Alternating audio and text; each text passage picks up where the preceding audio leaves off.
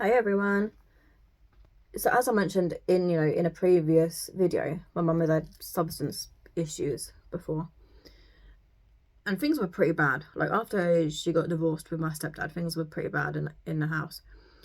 And in our culture, you're not supposed to leave until you get married. I've never been one for the rules. Never ever. I never will be. And I'd already been engaged at this point to a gypsy boy when I was 15. But I was about 19 at this point, so me and him had splitting up. He'd moved to Scotland, and I was drawn to Buckingham, and I've mentioned that in a different video, Buckingham. And I was drawn there, and this is not really to do with the location of the family history there. This is more to do with where I moved into. So I moved into, it used to be a pub, from what I understand. I think the property itself was maybe 1700s, if not actually more than that. It's a very old property, but they turned it into a flat where you kind of like there's like two shops underneath it. I was above a bakery, and there was a hairdresser on the other side, but the flat on the other side was like a masonette. It was like an up and around, so part of their flat went above mine, and so haunted. I mean, like, every house I've lived in has always had a ghost in it, don't get me wrong. Even where I've actually, there's always been spirit there. And in this one, very, very cold, uneasy feeling. But again, I'm one of them people that if you don't harm me, I don't harm you. You keep on living your way, I'll live mine until you cross me.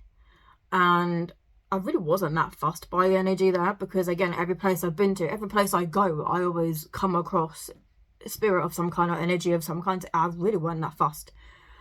But at night, I mean, like, it was one of them places, like, we still had the old beams and stuff, and it would get very, very cold, colder than it should have done. And again, you'd get that feeling of being stared at, of being watched. Now, it would never, so the way the flat was, so you'd got a lot of stairs, but 20 stairs dig up to it, right? You go left, there was the bedroom.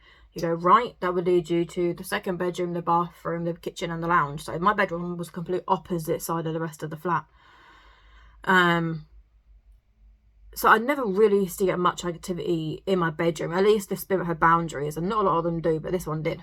It was a male energy, but it was mainly in the lounge. And my mum was petrified, like, because she would always sense it, she'd always feel it, but because she refused to tune in, she would just, like, I couldn't even get her to stay more than 10 minutes. And for a while, the activity was getting a bit worse. It never used to move stuff, but its presence was becoming more and more known. I think it's because I wasn't overly acknowledging it. And, I was about 19 at the time. And it was getting more and more heavier. And I went away to Blackpool for a week, and 7-hour coach trip, unpleasant. But I went to Blackpool for a week, and I said to my neighbour, I said, you need to look after my guinea pigs. I had a guinea pig called Midnight. You need to feed him, fuss him, and she was like, yeah, that's fine. Nikki was like, yeah, that's fine, I'll do it. And literally the day I got back, my mum picked me up from the coach station, and she was like, and again, a gypsy girl by herself getting a coach would next to never happen. But I'm one of the people, I just don't give a crap.